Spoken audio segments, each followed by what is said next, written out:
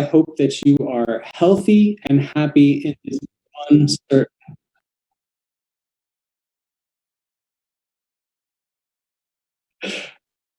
Hello, wherever you are, I'm grateful that you've joined us today, and I hope that you are healthy.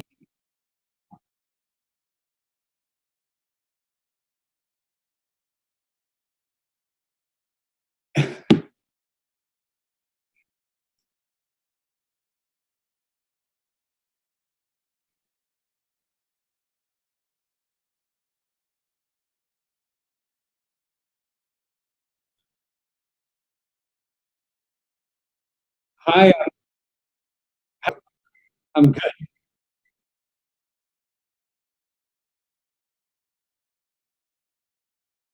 Okay,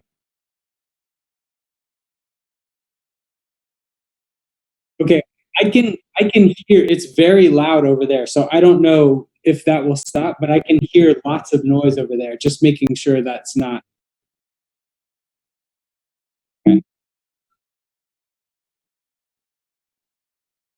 Okay, okay, great.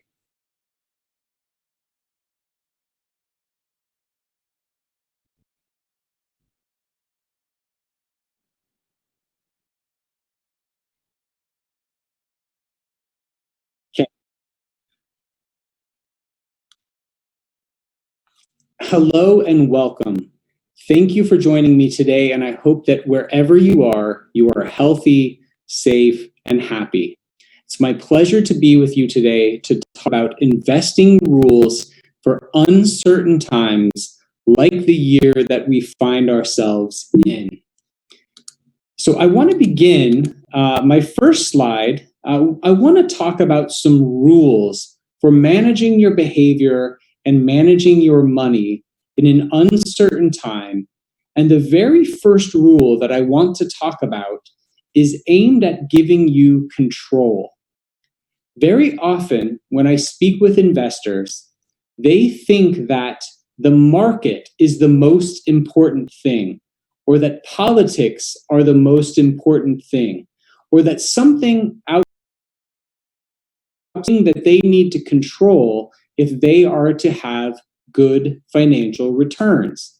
But we know from the research that the very best predictor of whether or not you reach your financial goals is, in fact, what you do, decisions that you make. It has nothing to do with the market, it has nothing to do with politics. The thing that matters most is the simple decisions that you make. Now, before you on the screen, you see something called the behavior gap. This is the difference between what the market returns in a given year and what the average investor in the market actually keeps, the money that they take home. You'll see that in the US, where I live, over the last 30 years, the market has returned 8.2% per year on average, but the average investor has only kept half of that. They have only kept 4% for this gap. What accounts for this leaving 4% behind? Well, the reason that they leave 4% behind is that they try to do too much. They jump in and out of the market. They try to time the market. They don't work with a professional. They pay too much in fees. All of these things cause this behavior gap.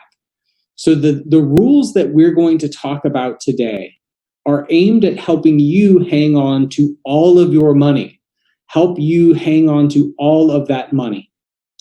So the second rule I want to talk about is the power of working with a financial professional, the power of working with someone who can help you make good financial decisions. Just how powerful is it to work with someone who can help you make good financial decisions? Well, it turns out it's incredibly powerful for a specific reason. Those who have had a relationship with a financial professional for 5 years have on average 1.5 times as much money as their neighbors who have not worked with a financial professional. And those who have worked with a financial professional for a long time, 15 years or more, have 273% more money, nearly 3 times as much money as their neighbors who have not worked with a professional. So what is it about working with a financial professional that helps you make better decisions? Well, the research shows that the reason that those who work with an advisor have nearly 3 times as much money as those who do not is because that advisor helps them to make good decisions in difficult times. A time like this, a time like 2020, coronavirus pandemic, and volatile markets, this is the time when your financial professional is adding the most value to your life. But we also know that the benefits of working with a financial professional are not strictly to do with money. They're not strictly to do with money. People who work with a financial professional have 3 times the peace of mind, they are 3 times as prepared, and they are twice as ready for an emergency as those who have no guidance from a professional. So working with a professional can help you make great choices. It can help you make more money. It can make you happier in the process. And please know that financial professionals were made for times like this. This is the time when they are adding the most value to your life. The next rule is that emotion is the enemy of good decisions. So this has been a year in which we have all experienced a lot of strong emotions. Perhaps you were fearful for your health and you were worried about the spread of the virus. Perhaps you were worried about your wealth and you're worried about the economic impact of the virus. Maybe you, like me, are teaching your children and have taken on more responsibilities in the home. Whatever your year looks like, it has been an emotional year for almost everyone in the world. Everyone in the world, no matter how different our day-to-day may look, the emotions that we have experienced are similar. And this is a time to not be making drastic changes to a financial plan, because we know that emotion is the enemy of good decisions. People who are in a period of emotional stress, people who are feeling stressed or anxious or fearful, they actually lose 13% of their intelligence. So people who are stressed lose 13% of their smarts and have less ability to make good decisions. And so this year has made us more stressed than ever, because not only have we felt the stress of the virus and the economy, we have also in some cases not been around the people that we love. For periods of time this year, we have not been able to be close to the people we love and care about. And this distance from a social perspective, this social distancing that the whole world has engaged in, actually makes us in a very bad place to make financial decisions. So a few statistics I would like to share with you. Here in the US, I can't speak to the numbers in Colombia, but here in the US, 20,000 people were surveyed even before coronavirus, and half of them said that they were very, very lonely. Now, the impact to your body of loneliness, of social isolation, is very dramatic, right? It's twice as bad as being overweight, and it's actually equivalent to smoking 15 cigarettes a day. So this is a time when these stresses are at an all-time high, and our ability to cope with them by relying on our social networks is at an all-time low. So what are we to do at a time like this? Well, there's an acronym that I would like to share with you that says we should never make a decision when we are HALT. You should never make a big decision when you are hungry, angry, lonely, or tired. So the rule is never make big decisions about your money when you're experiencing extreme emotions. Wait until you are calm, wait until you are reserved, until the panic has subsided before you make a big decision. So the next rule has to do with one of Colombia's favorite sports. So soccer, as we call it here in the US, football to the rest of the world. I want to begin talking about this next rule by sharing a soccer story. So research was done in Europe that looked at the effect of goalies, that looked at goalies' behavior when there was a shot on goal.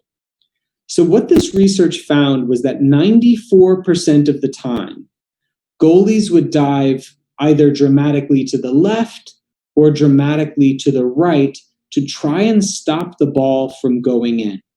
Okay, so they would make a big sweeping action, a big jump to one side or another to try and stop the ball from going in the goal.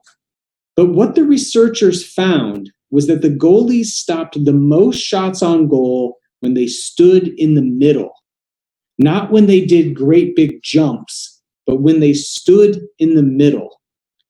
At a time like this, when the future can feel uncertain, many investors want to make big dramatic leaps. They want to make big changes. They want to go all over the soccer. And the rules of investing are the same. You should do very little. You should do less than you think you should. Let me share some research with you that shows why we should do less than we think we should. The first piece of research comes from William Sharpe, who won a Nobel Prize for his research into market behavior.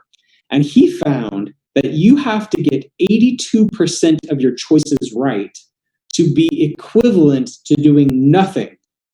It is very, very hard for you to get 82% of your timing, the market decisions right.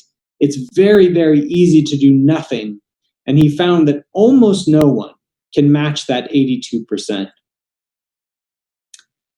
We also know that a dramatic percentage of market returns happen a time. We know that 80% of the market returns happen in just 10% of the days. So if you are out of the market, some people here in the US went out of the market in March when the market began to drop. But since they were out of the market, they missed the rebound that happened shortly after. So most days in the market are rather boring, not much happens. But you want to make sure that you are always invested so you can be there for those good big days, because a preponderance, 80% of the returns happen in just a very small amount of time. But my favorite research on the need to stay put, my very favorite study on the power of doing nothing, actually comes from a money manager called Fidelity, who's based in Boston in the USA. So Fidelity looked at their accounts. They looked at their accounts and they contacted the owners of these accounts to try and determine what behaviors they were engaged in, to try and determine why it was that they had such high returns.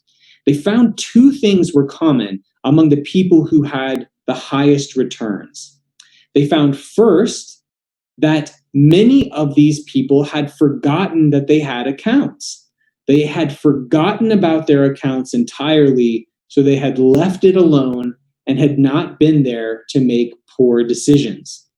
The next thing that they found is that many of the best performers were dead. So many of the best performers, when they looked at the best performers, they found two things. They had either forgotten about their account or they had died. So there's a real lesson in this for all of us. I think there's a real lesson in this for all of us, instead of trying to watch every bit of news that happens. Instead of trying to anticipate every market move, one of the most powerful things that we can do is forget about it and move on to other more meaningful pursuits. So the next rule that I want to talk about is trouble is opportunity. So trouble is opportunity. That means when things are bad, when things look bad, there's actually a silver lining on that cloud. That's actually a time when we might want to stay invested or to get invested. Now, we know that many successful investors have adopted this maxim. So Sir John Templeton, the billionaire investor, a great investment mind, said that the time of maximum pessimism is the best time to buy, and the time of maximum optimism is the best. So I ask you, 2020, where do we find ourselves? Do we find ourselves in a market that is deeply optimistic? Do we find ourselves surrounded by people and a lot of good news? Or do we find ourselves surrounded by some bad news? Well, I think if Colombia is anything like the US, we find ourselves surrounded by bad news right now. Fear about the virus, political uncertainty, economic uncertainty. But the truth is that oftentimes this is the very time when we want to be buying or at least staying invested. So let's look at some returns in the US stock market relative to history, okay?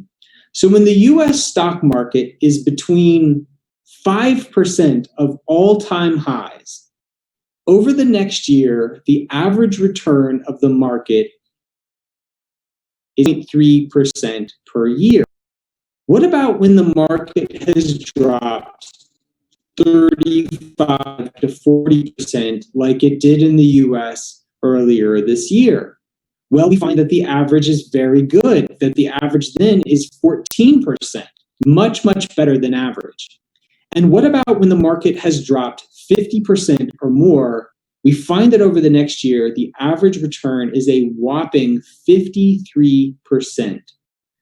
So to become a successful investor requires us to flip our thinking, to invert our thinking, and to understand that times of fear, times of pessimism are actually very good times to invest.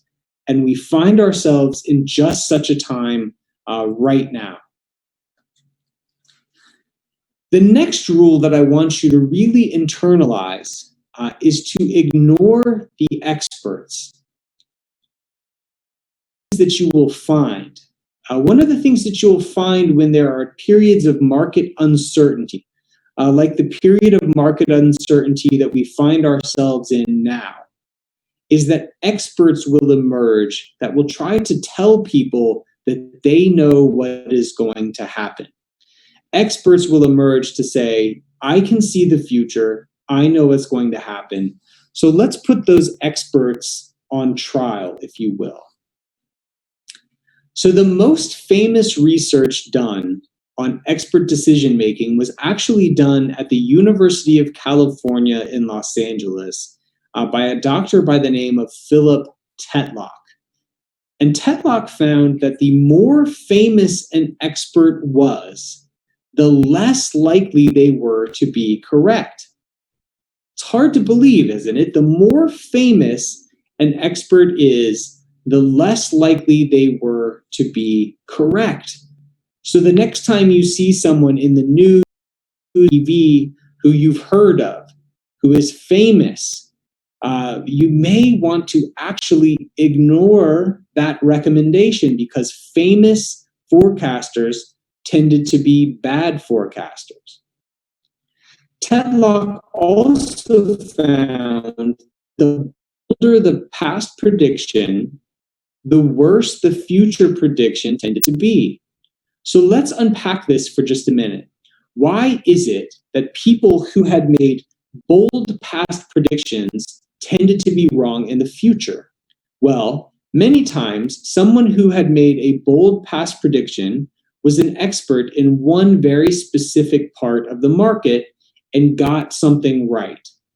But what tends to happen is that they tend to repeat and stick with those same predictive themes over time, and the next crisis tends to look very different than the crisis that preceded it. So famous experts tend to be poor guessers of what's going to happen in the future, and people who have made bold predictions in the past tend to not know what will happen in the future. Finally, we know that learning they were wrong did nothing to diminish experts' belief in their own self-confidence. So learning that they were wrong, the experts were not chastened. The experts did nothing to be more tentative or more careful with their guesses. They actually remained just as overconfident about the future as they were before. In fact, this is incredible. If you look at Wall Street estimates, so if you look at analysts' estimates of what was going to happen in the future on Wall Street, an examination of 78,000 Wall Street estimates of stock moves found that only one time in 170. So 78,000 analyst estimates they looked at, they were right only one time in 170. So the truth is, no one knows for certain what the future will look like, which is why it's important to remain invested at all times and to remain diversified at all times. Because no one is certain what the future will look like, but we can invest in everything and know that whatever the future looks like, we will be in good hands. So I want to talk for a minute about your brain, understand why it is that you crave these predictions if experts are so bad at them. Why is it that we want prediction when we know that the experts can't tell the future? Well, I want you to think about your brain. Your brain accounts for 2 to 3% of your body weight. It's very small, right? 2 to 3% of your body weight, but it accounts for 25% of all of the calories that you burn in a given day. So 2% of your weight, 25% of your energy is expended by your brain. So one of the things that you are always looking to do is to think less. Your brain is always looking for a way to not work quite so hard, So there are a few ways that you can achieve this. One way that you can achieve it is that you can be forecasts by people on the news who are yelling and screaming about what the future will look like. But they're likely to lead you astray. Or you can work with a financial professional who knows you, who knows your risk tolerance, and can help you invest in a way that is right for you or right for your family. So it's understandable that we want to think less about something like finance that we may not know much about. We just have to make sure that we are getting that need met by working with a financial professional and not by trying to guess what will happen in the economy by listening to the news. The next rule is that the rules apply in all situations. It's been said that the most dangerous words in investing are "this time is the most dangerous words in investing are "this time is different." The fact is that most of us know basically what we should be doing. We know we should be working with a professional. We know we should be contributing money each month. We know we should be diversified our holdings. We know all of these things, but it becomes easy in a year like this year when everything seems so unusual, in a year like this year when everything seems so different, to think that our response must be different as well, but our response should remain the same. We should keep doing those simple, practical behaviors that will help us get to where we want to go. Now, why is it that we think this time is different? Well, the reason has to do with something that psychologists like myself call overconfidence. So overconfidence is this idea that we know better. Overconfidence says that we are different, we are better, we are smarter, and that even though, yes, we know that most people should remain invested and not panic, we think that perhaps we have bigger brains, better skills that will help us make better decisions. I want you to think about some funny research I did for my second book titled The Laws of Wealth. So in that second book, I looked at research into 700 American men. Okay, 700 American men. They asked them, "Are you funnier than average?" 95% of the men said yes. They asked the men, "Are you friendlier than average?" 100% of the men said yes. They asked the men, "Are you more athletic than average?" And 94% of the men said yes. So I want you to have a little laugh and think about how arrogant Americans are. But this is something that we are all prone to in one degree or another. We think we're better. We think we're luckier. We think we have insights into the future that maybe other people don't have. But we have to set this aside to become great investors. We have to know that the rules apply to us, that we are no better, we are no smarter, and we are no luckier than the next person, and that we just must stick with our good rules. The next rule that I want to talk about is a little bit unexpected. The next rule has to do with remembering your why. So what do I mean when I say remembering your why? Well, when I say remembering your why, I mean remembering why you started investing in the first place. Why is it that you began this journey of setting money aside and investing money? Specifically, what goals did you want to achieve?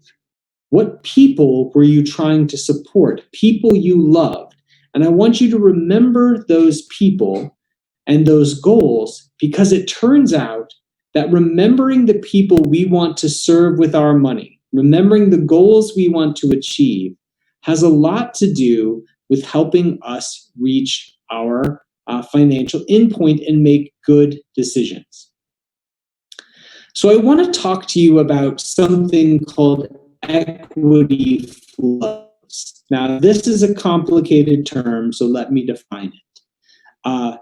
Equity flows just means people were people putting money into stocks or taking money out of stocks. So if we look at 2007 to 2011, we had negative equity flows, which means that people were pulling money out of stocks. People were taking money out of stocks, they were selling their stocks, and they were putting it in cash.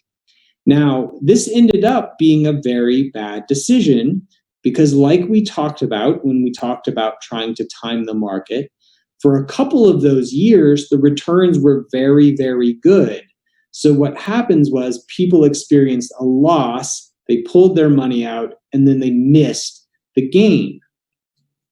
But there was one place where people were able to remain invested, and that place was in college savings funds. So people were pulling money out for retirement, they were pulling money out of their main accounts, but they kept contributing money, they kept investing in stocks for their children. And when we asked people why they were able to keep contributing to their children's funds when they were pulling money out of their own funds, it really went back to this idea of purpose. They loved their children.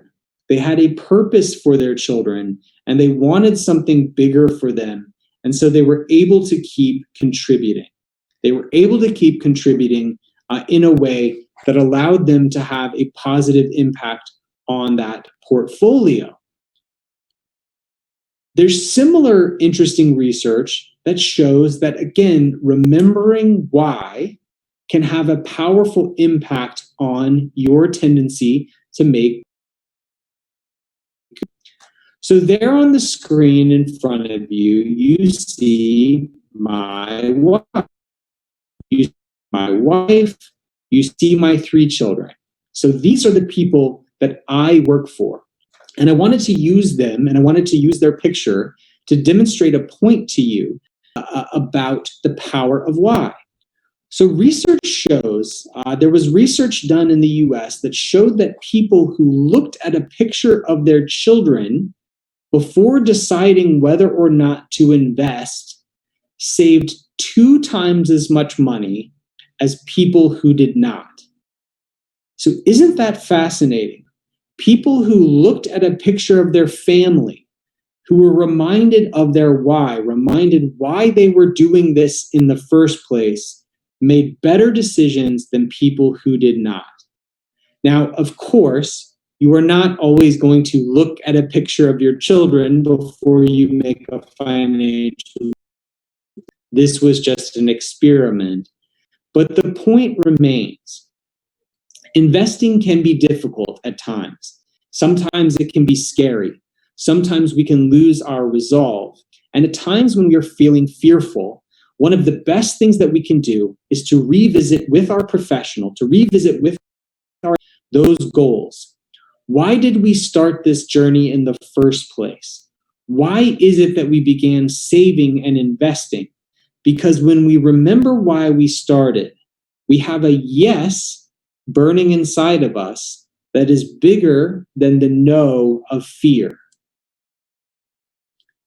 The final slide I have for you today, or the next to last slide, I guess, the final concept that I want to touch on is this.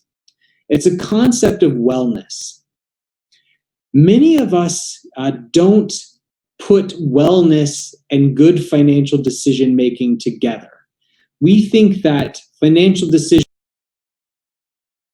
over here, that it's all math and numbers, and that it has nothing to do with how well we are doing. But I hope I've proven to you through some of my remarks today that things like feeling stress can lead us to make poor decisions, and that things like feeling happy can actually lead us to make good decisions. So if you remember nothing else from my presentation, I hope you'll remember this slide, because this slide is the 5 things. This slide is the 5 things you need in your life to be happy. This is research that was done at the University of Pennsylvania, one of our best universities here, that looked at the 5 things that make people happy. And I want you to think about these on the way to finishing 2020 strong, right? This has been a strange year. This has been a strange year all over the world.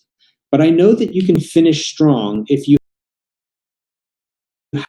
So the first thing is called positive experiences. This is simply just having fun. This is just joy. This is something like, spending time with your family, or dancing, or watching your favorite sporting event.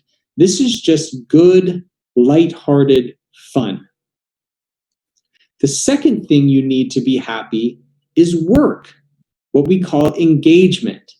So engaging work is the type of work that is so enjoyable to you that it causes you to lose track of time. Engaging work is so meaningful and so deep that you would do it even if you didn't get paid for it. So are you doing something meaningful at work is the second piece of being happy. The third piece is what we will call relationships.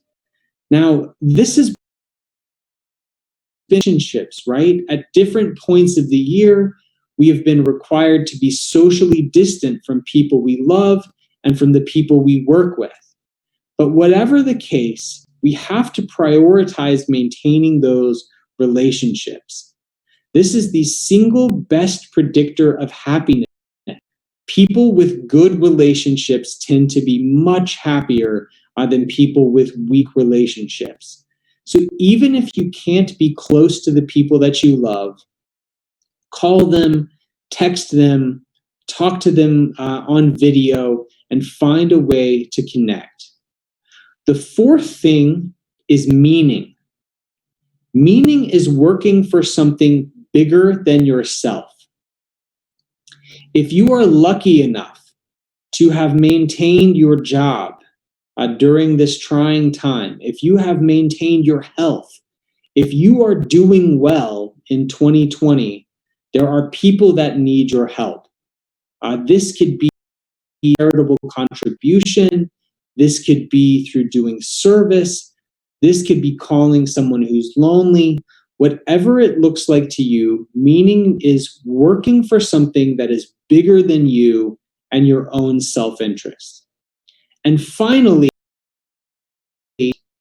advancement is moving forward, being better today than you were yesterday, and trying to make sure that you're always improving and getting closer and closer to your goals. Are you keeping track of the things you're learning and the ways that you're growing, even though this has been a disrupted year? So a quick checklist for your life. Are you having fun? Are you doing meaningful work? Are you connecting with the people that you care about? Are you working for something bigger than yourself? And are you keeping track of this to move forward? I would encourage you to just do this checklist, to ask yourself if you're, because it will help you make better financial decisions, yes, but it will also just lead you to be a happier person. My final slide is this. One of the things that gives me so much hope in this unusual in which we find ourselves is that humankind is undefeated. You know, here we are on this call in a miraculous way, right? We live very far apart, and yet we are connecting today over a shared concern and over a shared desire. And this is happening all over the world. All over the world, good people are working hard to push forward and have a brighter tomorrow. This is not the first pandemic of the 21st century. This is actually about the fifth pandemic. We've had MERS, we've had SARS, we've had swine flu, we've had Ebola, we've had a number of pandemics. And every single time, two things have happened. The first thing is that markets have done well. In every single one of the years that I mentioned, the market has had a positive return that has been higher than the average return for a year. So in every single one of these pandemic years, there has been a positive return. So markets tend to do well in the long term. And then the second thing is the more important thing, is that humankind has gathered together and scientists and other smart people have developed a cure, have developed a vaccine, and have figured out a way that we can get out of this.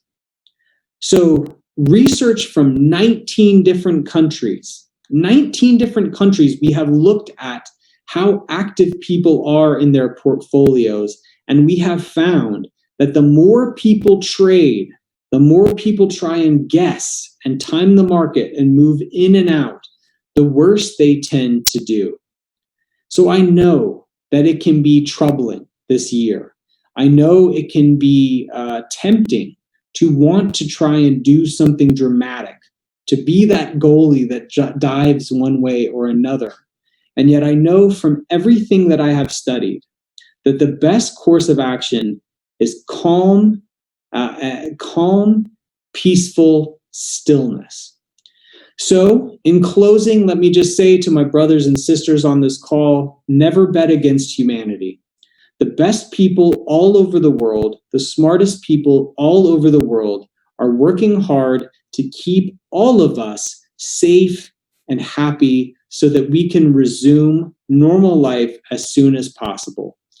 Markets always recover, humankind always recovers, and in the end, the winners are the optimists. So I hope you will join me in that optimism. Again, wherever you are, thank you for your attention and your time today. It's my pleasure to be here, and I hope you will join me in my optimism.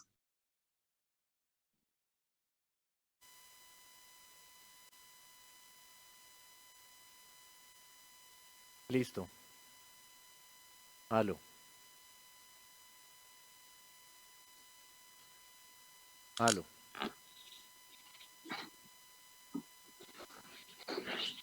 Daniel, could you hear me?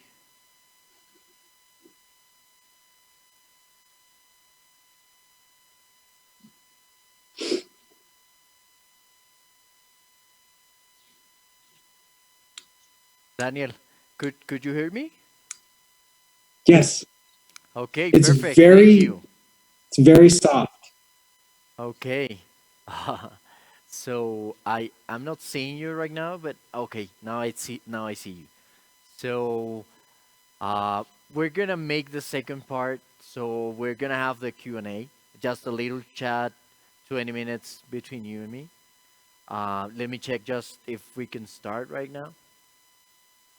Yo lo veo perfecto, ustedes me avisan cuando puede hablar, lo único es que se le está viendo como cortada la cara. Could you maybe get better focus on your camera because your head is being cut? Uh, I, I like that. Yes. Yes, I guess you're better there. ¿Me avisan cuando pueda empezar, porfa?